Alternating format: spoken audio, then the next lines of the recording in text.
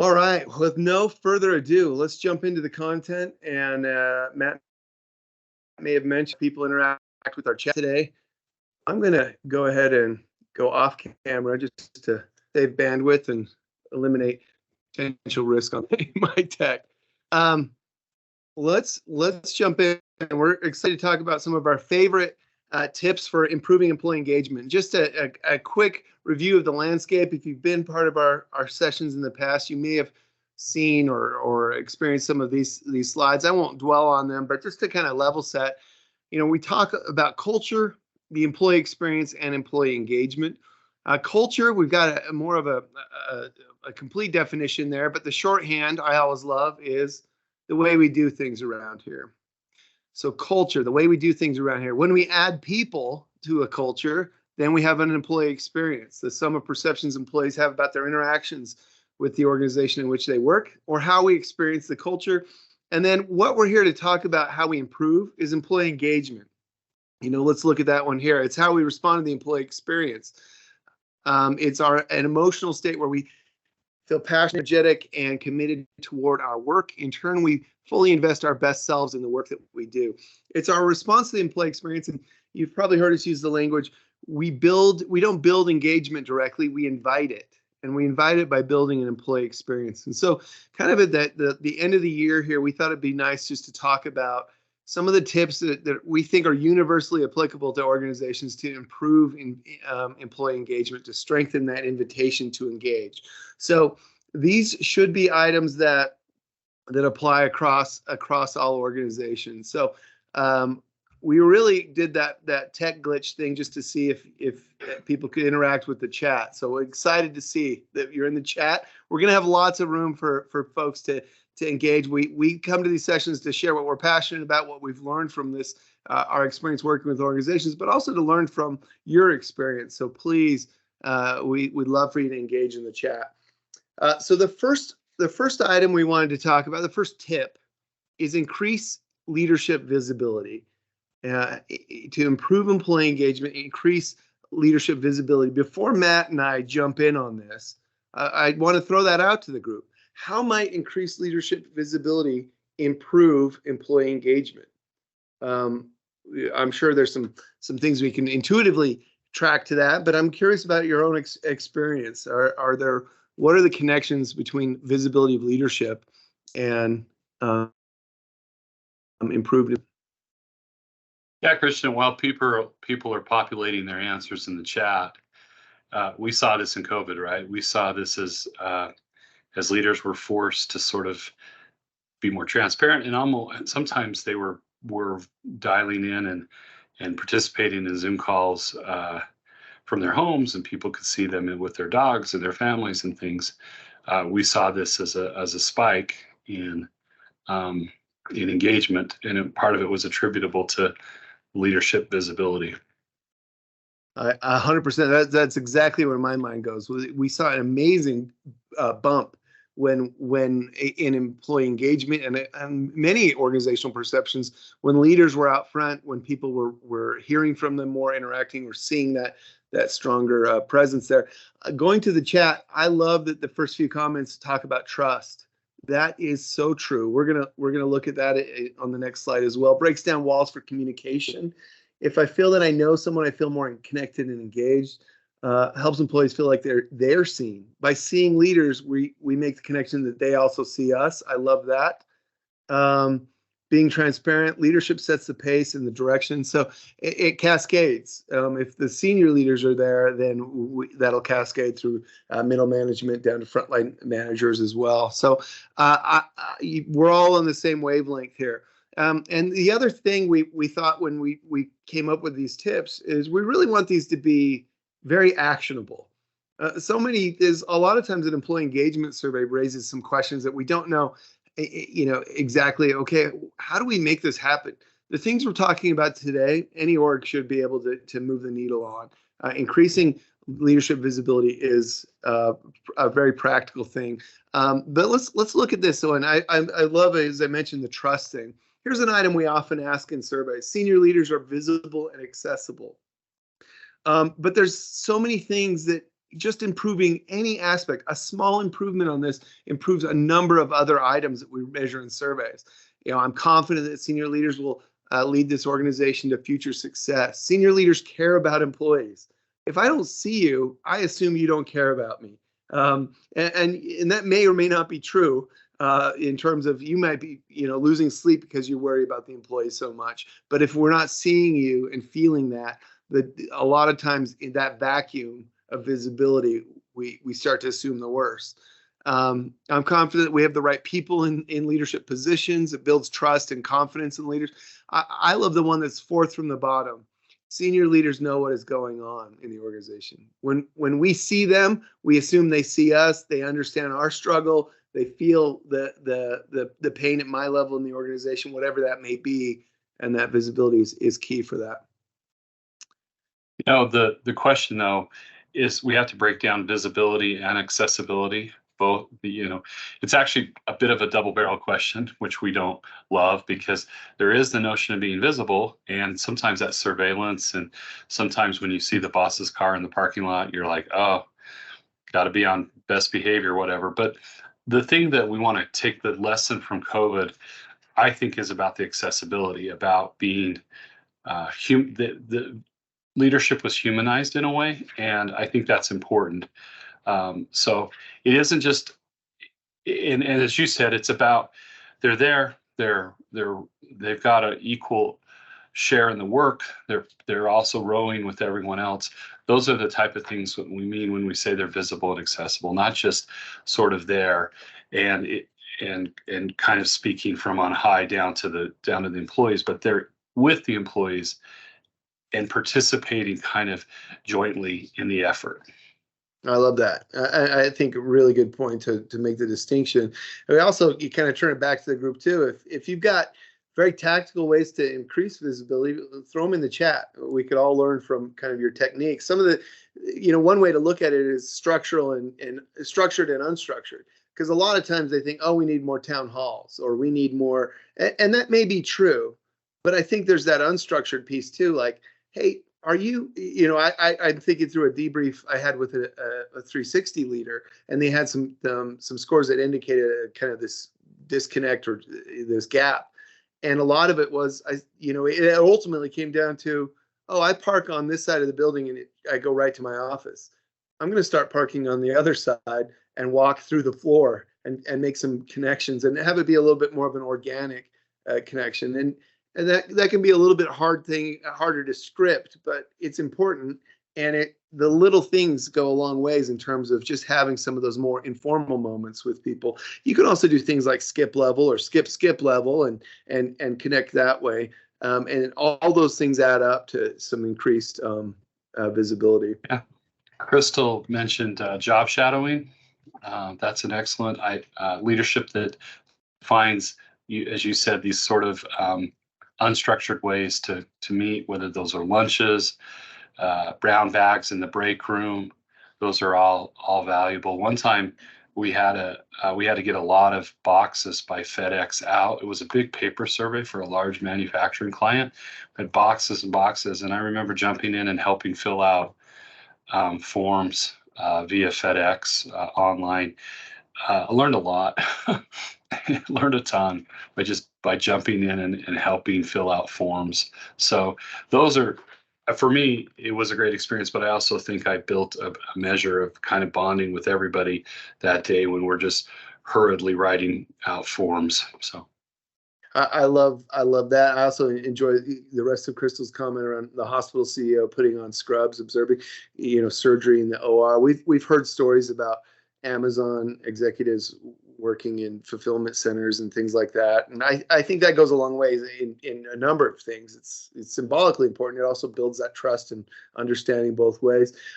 Since Crystal mentioned hospitals, I worked in healthcare for quite a while. And one thing I love in the healthcare world is rounding, going out and being among folks and just using that concept of whether we're in healthcare or not, getting out of our office and being around the different departments and teams it goes a long ways. Yeah.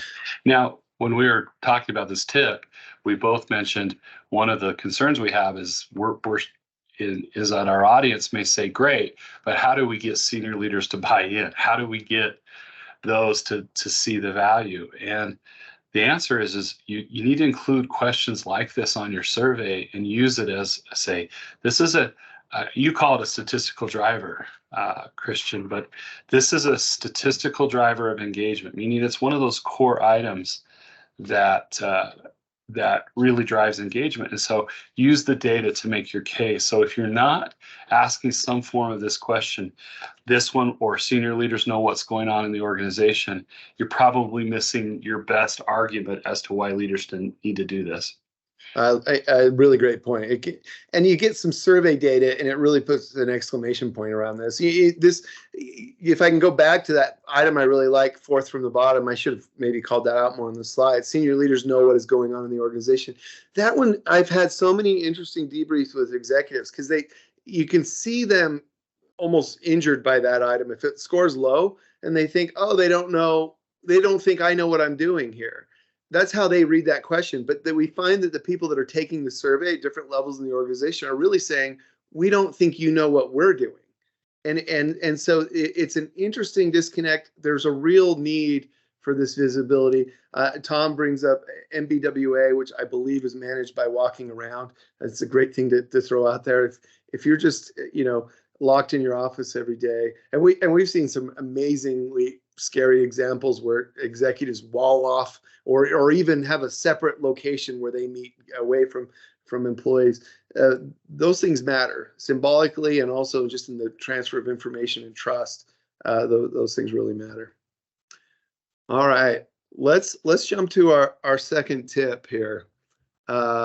And thank you for the interaction. Create a compelling future or compelling vision of the future.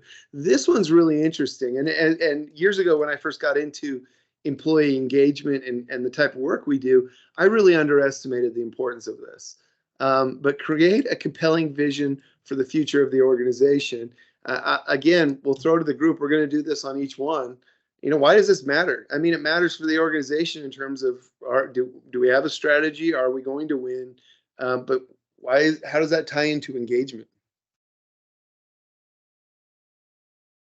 Christian, there's this belief sometimes that this survey exercises we go through, giving voice to our employees, that's just something you do on the periphery. But there have been a few clients where I've said, where we get this question back about, I have confidence in this organization's future. And if that's low, we just sort of shut our laptops and say, don't worry about anything else, just fix this. and then you really start talking to leaders really directly, like, I can show you all this data, but it isn't going to change anything. You can't window dress your way around this particular question. It has to be direct. Perks don't drive engagement, right? You said that you've never found a perk to be a driver of engagement. Yeah. They're part of the mix, the bigger ecosystem, but they're never the drivers statistically of engagement. In fact, they're things that we enjoy, and if they're taken away, there's a perceived loss. But there's other things that matter more to employees. I think Rox nailed it. People want to be on a winning team. Talking to our consultants and certainly my experience, Dave Long, one of our consultants, he calls this out in a big way. And when he's working with a leadership team, if people aren't responding favorably to this, he said, before you address anything else, you've got to either you have a strategy that's solid, but people don't understand it or haven't heard it, don't believe in it, or you don't have a strategy, or there's some kind of disconnect. And it's really difficult to overcome a lack of clarity and a lack of hope and belief in a positive future together. So it may sound very simple, but one of the best things you can do for the employee engagement is win, or at least have a compelling plan to win. It doesn't necessarily mean that it's always sunny, but people get really nervous and want to start looking outside or looking at other options, or even just disengaging within the organization if they feel like there's no strategy, there's no solid plan to succeed. People want to be part of a winning team. Mike Wilson mentioned that meaning is part of our work, right? And we a lot of times go to meaning as mission driven, but what I found, as you said, over the years, meaning can be derived from just being part of a successful organization. You're proud to say who you work for in your community. You're proud that your organization is successful because it's a type of validation. And there's a lot of value and a lot of meaning. So sometimes instead of just looking for ways to try to build meaning based on, we did this great thing, sometimes it's just win, baby, right?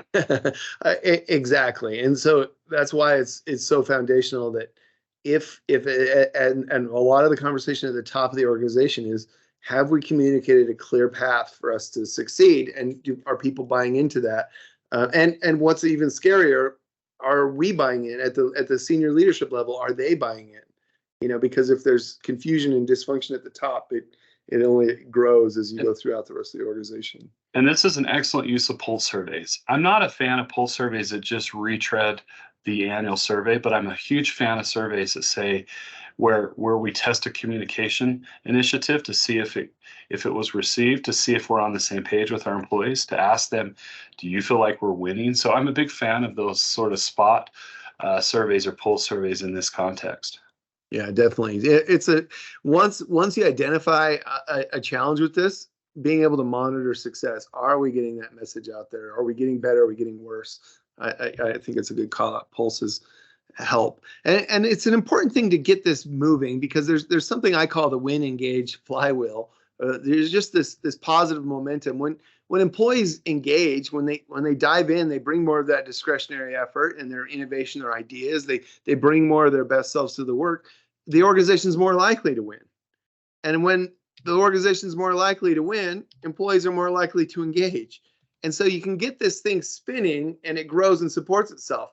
But I could have also created a scarier wheel that goes the other way. When we're losing and there doesn't feel like there's a plan to win, we're less likely to engage. When we're less likely to engage, that we're less likely to win, and it gets worse and worse. And so we want to get this spinning in the right direction. And so creating that compelling path for success is so important. Then there's another piece to this, which is also, it's not enough to say, hey, this organization is going to win. We have to make sure that employees understand that they win with the organization. There's that personal pride and meaning, but only if they understand I'm part of this. And a big part of this, if we go back to our MAGIC framework that we often talk about and we love, is meaning, autonomy, growth, impact, and connection. There's the meaning, the impact piece, but there's also this growth. Stay with us and you'll grow and advance. We're winning. We're growing as an organization. You have a bright future with us. That is a big part of that compelling future. I shared with you an anecdote that I wanted to bring up for our audience is a company that was announcing that they had gone to unlimited PTO. And it was in an effort, their recruiting efforts had fallen off. They felt like they were stagnant. And the person telling me about it's like, yeah, things have been kind of plateauing for us. And so we're doing this to try to get good people. And I'm like, don't plateau and you'll get good people, right? And I know that's hard. I know it's really hard to grow. We know how hard it is to succeed. So I'm not trying to oversimplify or kind of just be glib about something that's really difficult. But this is a great tool to talk to leaders. We want an engaged workforce. We need to have a winning strategy. Yeah. Well, and I'm glad you brought that up. We don't want to be completely Pollyanna. Like it's very simple for us here to say all you have to do is win. But so hard. it is hard, and a lot goes into that. And bad things happen. Markets change, and there's reduction in force, and there's things. But just knowing that it's important that even through the hard times, we have a clear strategy and communicate the plan to get back on track. And to adjust and correct, and because it's part of the engagement equation. Yeah, but this is a good time when sometimes leaders say, "Oh, HR, you're supposed to go handle that." You say, "I need your help. You're a big component of this. This isn't just on me." So yeah, there's so much that has to happen at that top for it to especially in this space. A frontline manager can't set the strategy. They can offer feedback and hopefully, good ideas bubble up to the top. but there's the influence at the top is really needed here. All right, let's look at our third tip here. This is a one that we know and love. Build org first managers, and I put a honeybee.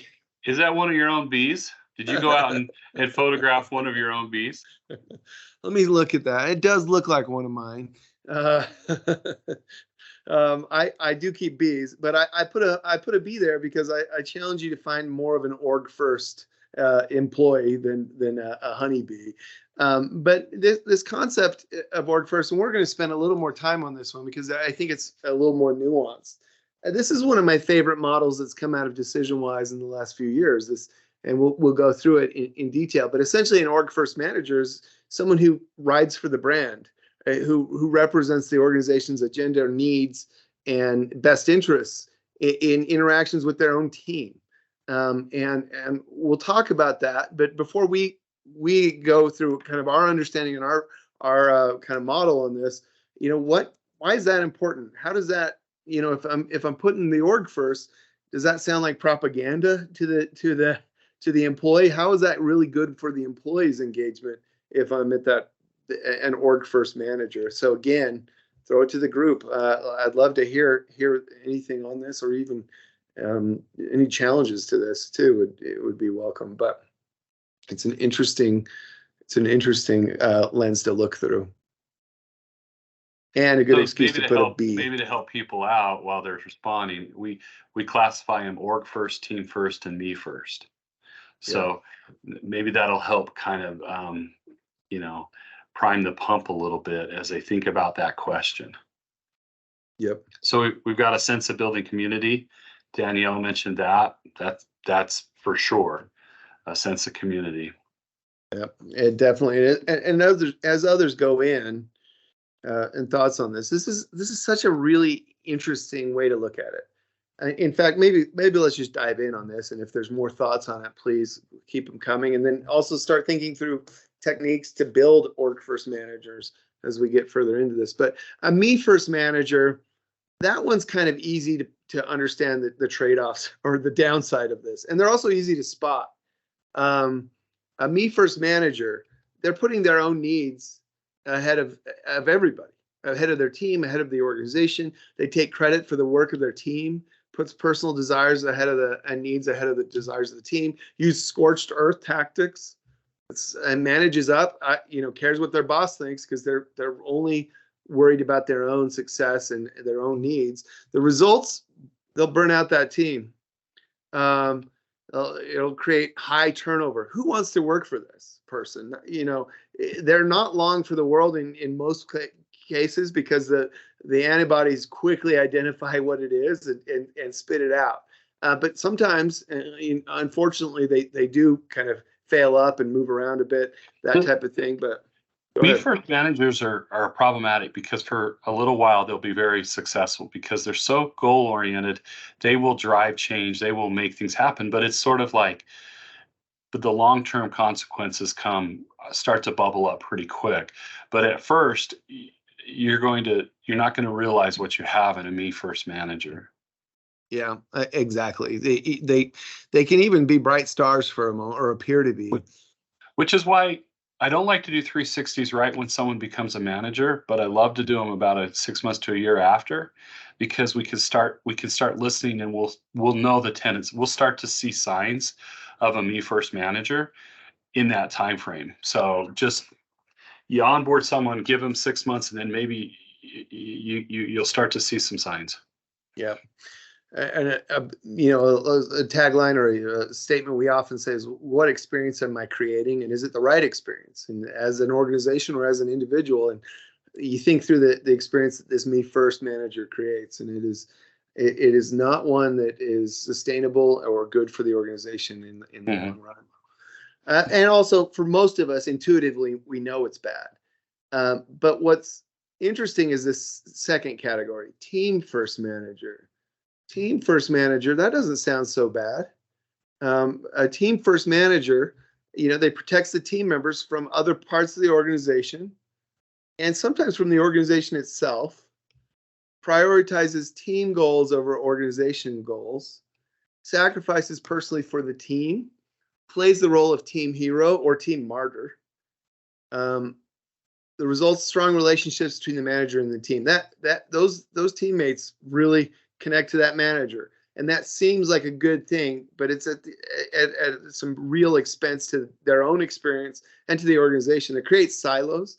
It creates high team connection and low organizational connection. I've seen this so many times in employee survey data. In fact, it's one of my go-to exercises. I sort it, and I can see where someone has a high team or high manager score and really low org scores.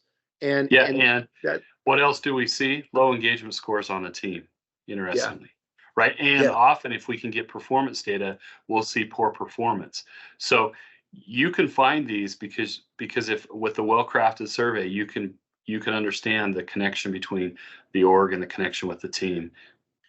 And the interesting thing is, on the outside, this seems virtuous. In fact, the biggest risk for this are first-time managers, especially if they're managing former peers. You know, these people. Now I'm a manager. I want these people that I care about to respect me and love me. And so if I get a directive from the organization, and me first manager is delivering that as, hey, I don't like it either. Those guys upstairs are telling us to do this, but we'll make it happen. I'm throwing the organization under the bus, and in an effort, and it even feels like I'm doing a virtuous thing to me because I care about my team so much. A lot of first-time managers default to team first. Right. So a recommendation of ours is to get in there and model, or as we'll talk about, org first management styles early with newly promoted managers. But if you see commiseration, that what happens is you commiserate and you're hurting meaning and impact as those key drivers, because you're actually taking the team and you're saying, hey, we're just this team, and you're isolating them from the purpose of the organization. We consulted with a healthcare organization that does really great work. They save lives every day, and yet their meaning scores were down, and it was because of a swath of me first managers who got everybody focused on how they weren't being taken care of, instead of back to the fact that it isn't. Sometimes there are problems at work, but look at what we do. They were missing that step of delivering high quality healthcare. I think a lot of this goes back to, what are we telling people when we promote them to be a manager? Are we helping them understand part of your role is to advocate for the organization? And it doesn't mean to be a propaganda machine, but it does mean to think broadly, represent and understand the needs of the organization, and communicate those to your team in a fair way without putting a spin that's self-serving. A sports metaphor I often try to share with new managers is, once you become a manager, you're switching locker rooms. And if you keep your locker room the same as you had, you're going to be a team first manager. But if you understand that your locker room now represents your peers, and others, as you try to move this organization forward, as you try to be a positive force for leadership and driving positive results, you have a different locker room. Well, and kind of going to that locker room, it's interesting because team first is almost a misnomer, because it feels like I'm team first. It feels like I'm doing what's right for my employees. But long term, you're not, because you mentioned it earlier. Engagement's actually lower for a team first manager because this isn't something we just came up with at lunch, or intuitively thought, oh, this sounds good. This came directly from our data when we were truly trying to look at what's driving engagement, and looking at some of the less obvious connections that could only be revealed through deeper statistics in our database.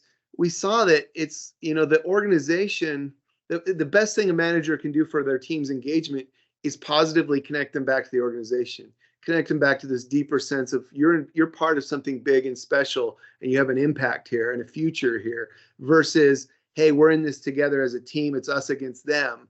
That doesn't serve the individual like it may feel like in the short term.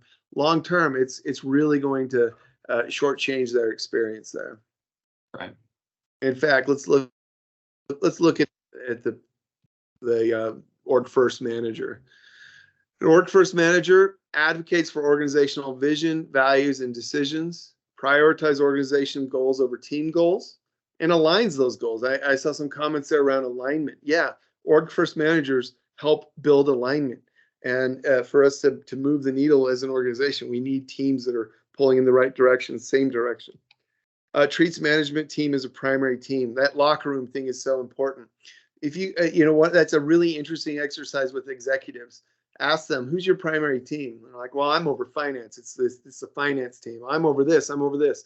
Versus you're a team in that group.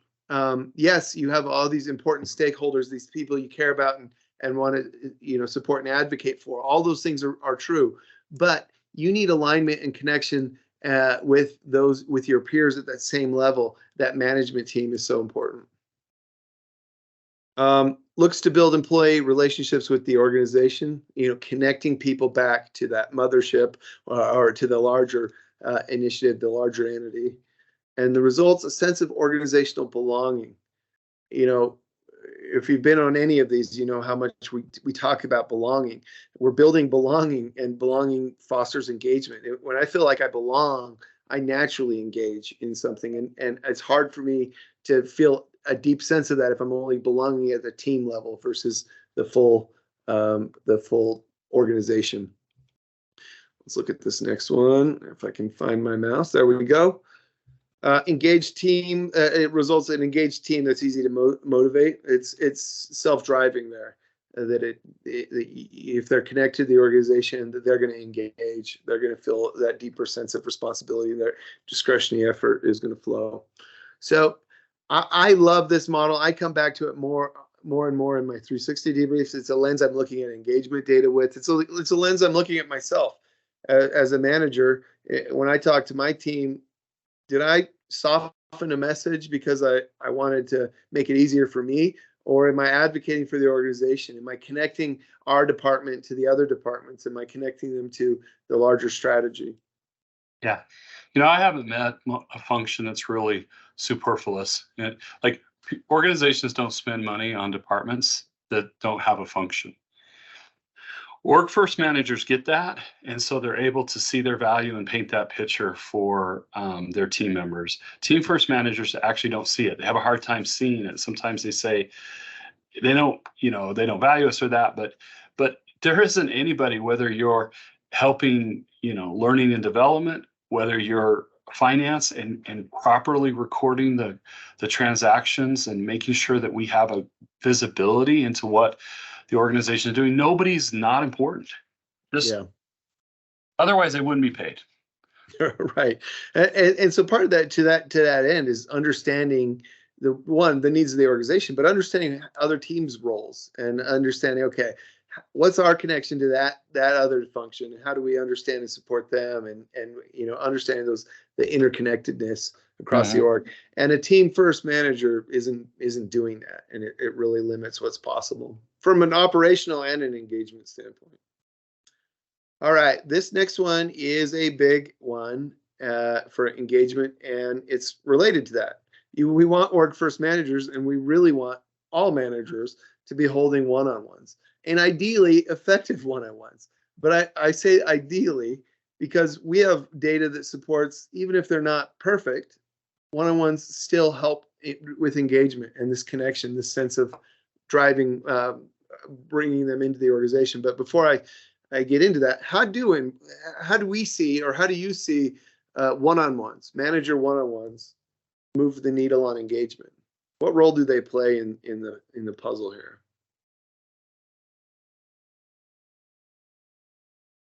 It's interesting because these are often the first meeting that gets rescheduled. I'm guilty of it. If a conflict comes up, your team's usually understanding. It's like rescheduling with family is easier than outsiders in a lot of cases.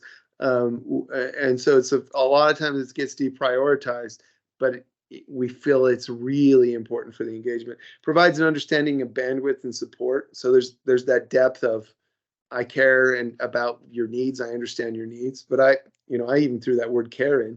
It's an opportunity to listen, coach, and redirect. I like that. Listen, coach, and redirect. Very good. Yeah, it's a great word that Timothy used, coach. It's a great great way to view yourself as a leader of people is to remember you're trying to help. And John Wooden, the legendary UCLA basketball coach, said that coach is just another word for teacher. I like Teach, that. guide, help, and in one-on-ones is your best session. It's your best chance to have a mentoring sort of classic, tutoring session. But if they're just, how you doing? Good. Tell me about stuff, teach. If you don't have an agenda item, then just teach. Yeah. Well, and I think if one more sports analogy out of you, and we're calling you Coach Wride for the duration of the. All right, I'll stop. No, I like it. I like it. Wasn't trying to deter it. They're effective. I go to them as well. I love, so going back to Timothy's comment, I like that word listen. We're obviously big believers in the need to listen to employees. It's what our whole business is around. But we have a lot of data that supports I feel cared for when I feel heard. Even if you don't do everything, my ideas aren't, implemented. If I feel like someone's listening to me, or I feel like I have a voice, I feel cared about. I feel like I'm part of the organization. It builds that connection. Lindsay calls out. Tom talks about the improved interaction, stronger bonds, trust, and engagement. I agree across the board. It's an opportunity to hear information. It's an opportunity to coach and redirect. It's an opportunity to give performance data and saying, hey, there's areas you're not meeting expectations, and how can we work together on it? When we talk about listening too, we're not using it in the negative sense of surveilling your employees. It's in that heard sense, giving voice, letting them have the opportunity to help to bridge that gap between what their experience is and what you may or may not know. Yeah. And it's showing that they're important. You're important enough to be here, not only for performance and to understand, make sure you're aligned with what we need to have happen, but to talk about your growth goals. I was in a meeting once with where I think there was like 300 managers, and we were training on manager one-on-ones and taught what role they play in growth and development. And in the middle of the session, the CEO stood up, and he had one of those powerful CEO voices that just kind of stopped the traffic. The room got quiet, and he said, if you don't understand the goals and hopes and dreams of your employees, you're failing them. And a lot of that happens in one-on-ones around, what are we working on? Where do you want to go? Where do you want to be today? What does this job mean to you? How can I support that? It doesn't necessarily need to be the headline in every single one, but it's a chance to understand and connect that way. And I'm a believer in a balanced approach with one-on-ones. I think they have to be partially about the work. I think you have to give some time to talk about what you're trying to accomplish. Redirecting feedback was there, coaching people up, but also then these other conversations are vital too. So you ought to consider an agenda. A friend of mine who worked at Google said, no agenda, no attenda. And so, he said that was a motto there, but anyway.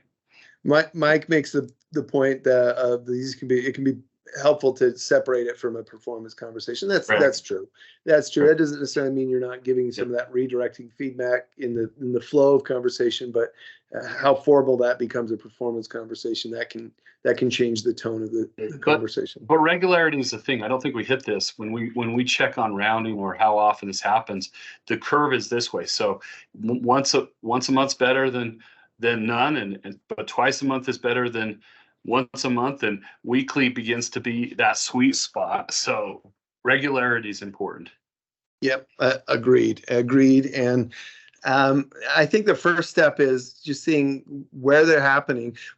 Some organizations we work with, and we've done different levels of surveying on it. Not every organization surveys specifically on this, but if they capture the frequency, like in the last 6 months, I've had a conversation with my manager to talk about growth. That's a big period of time, 6 months. Have you talked to your manager at all about your growth? If you even ask a broad question like that, that can give you a sense of where this is happening. And often, in fact, I can't think of an example where this hasn't happened, that ties directly to higher engaged teams.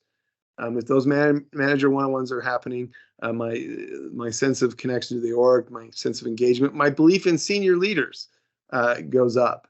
A lot of wonderful things happen as a result of one-on-ones. And then if you build on top of that for the increased frequency and efficacy, a lot of managers don't know how to have a one-on-one. Doing some simple training, building an outline. Here's some of the things you might talk about. Here's some do's and don'ts. Those types of things. Build enablement and engagement on the need to have those. It's pretty powerful. All right, tip 5. Our last one, actually. We've got 5 of these, and this is one I'd love to hear, since we have so many folks that attend these that work in different industries, have different concept of what a customer is. I think it'd be really interesting. And on this one specifically, I'd love ideas. We'll ask how this. Well, I'm getting ahead of myself. We'll ask how, but I also want to know what you're doing to help connect this. So connect employees to the customer. Connect them to the customer. Not all of us are customer facing. And often we start out customer facing and we move into management, move into different roles, or maybe we're part of a function that is far removed from customers. And also I want to open it up, that concept of customer differs. I mentioned I worked in healthcare. The patient was our customer. And that changes the sense of the work as well. But I guess the first reason, why does that matter? I can find a rewarding career working internally and never interacting with a culture, or a customer, can't I? Why is it important to connect the dots between an employee's efforts and their impact on the customer?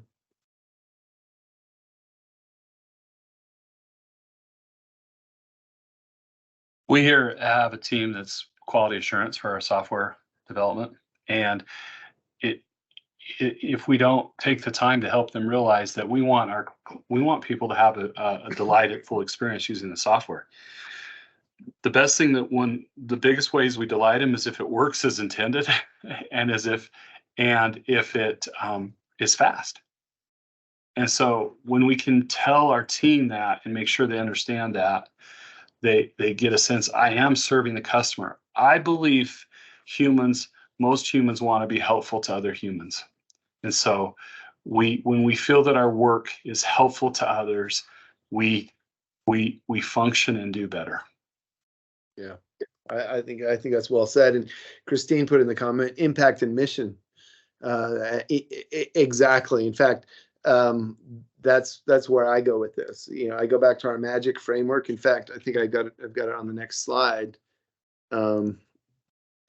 Magic, and here's a copy of the book written by our CEO, Tracy Mela. It's you got some wonderful depth on this, but magic stands for meaning, autonomy, growth, impact, and connection. That sense of impact is so important.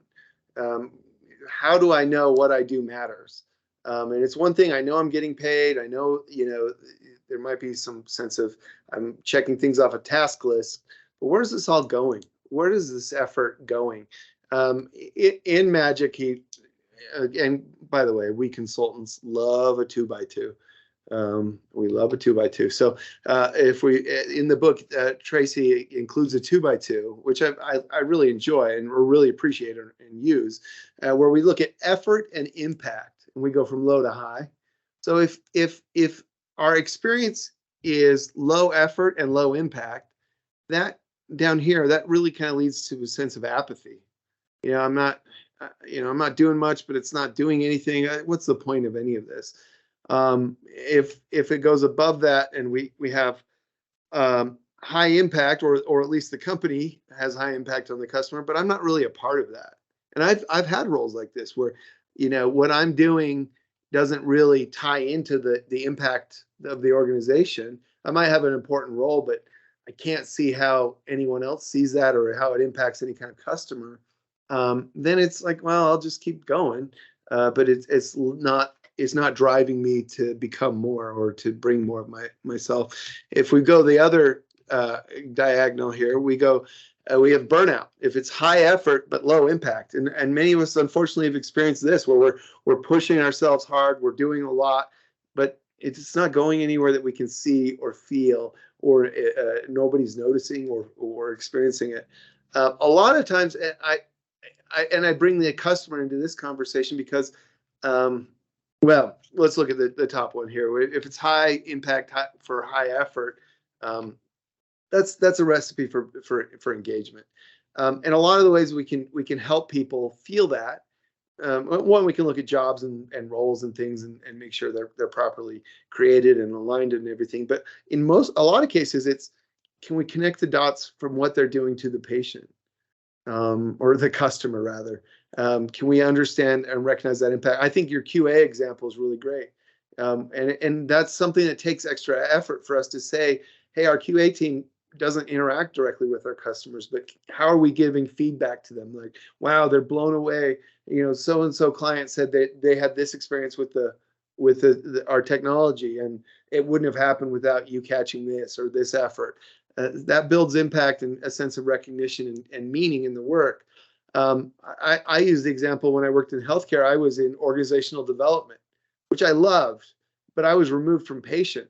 And mid-year, when our kind of halfway through my tenure with the organization, this was Intermountain Healthcare.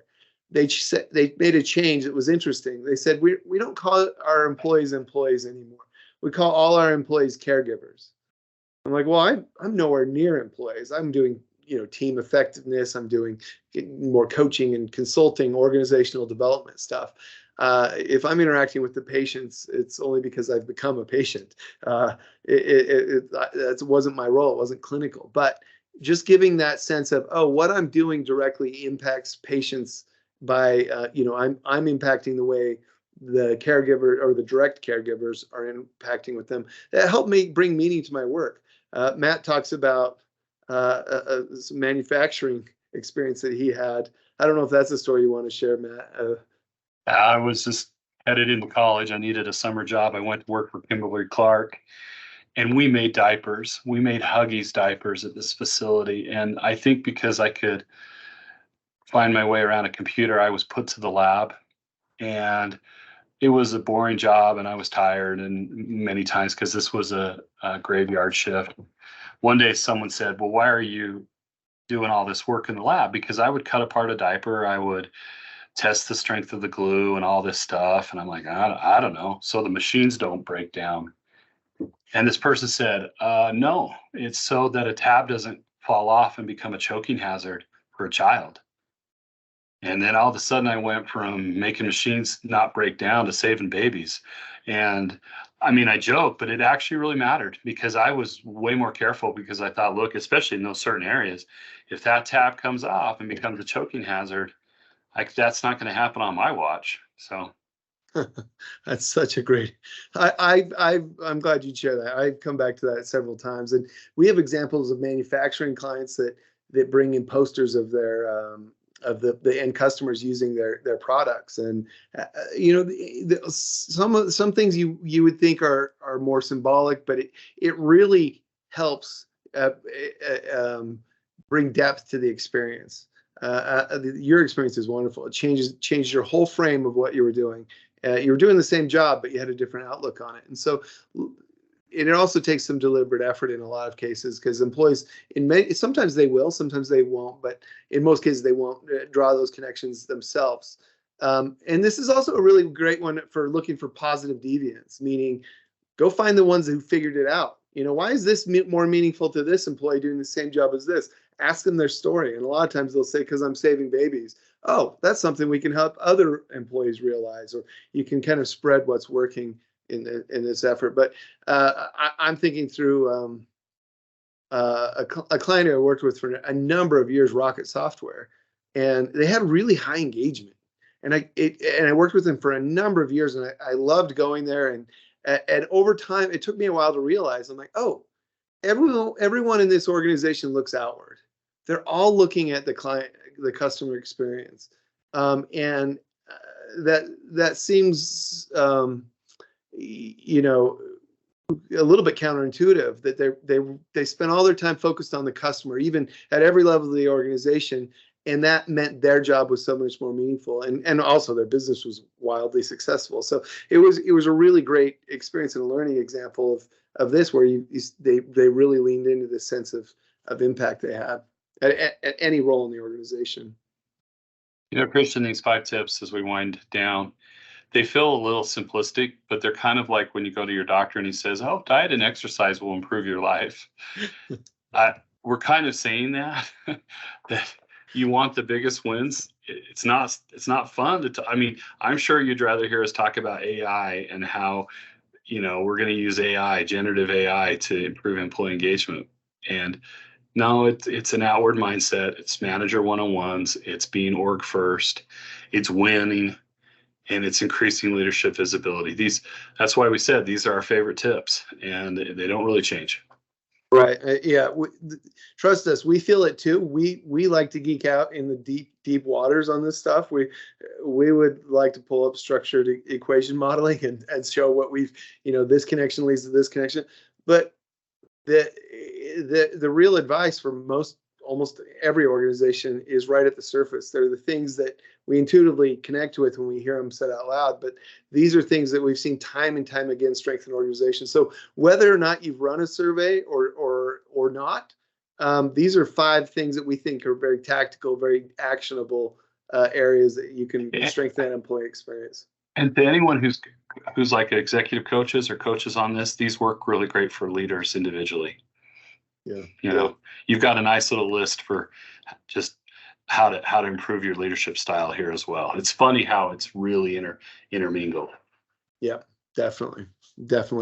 And I can think of coaching and consulting at org level, individual level, where all of these have come into play, and our instruments bring those up. So if there's we've got a few minutes. If there's questions, comments, things we can explore, happy to address those. Also happy to give you a few minutes back if you want to just go reflect on all the things we've said.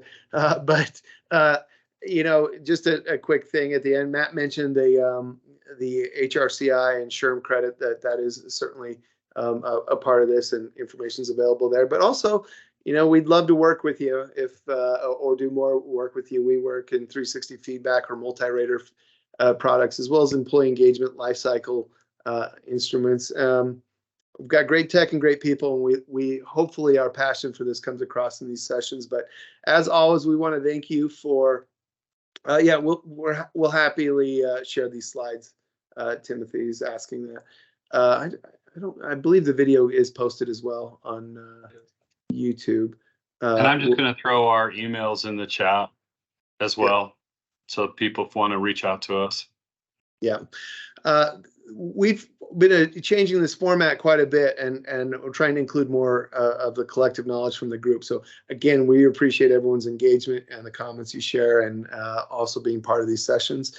It really helps us enjoy it and get a lot out of it. So thank you, everyone, and look for another webinar from us in the new year, and we look forward to connecting.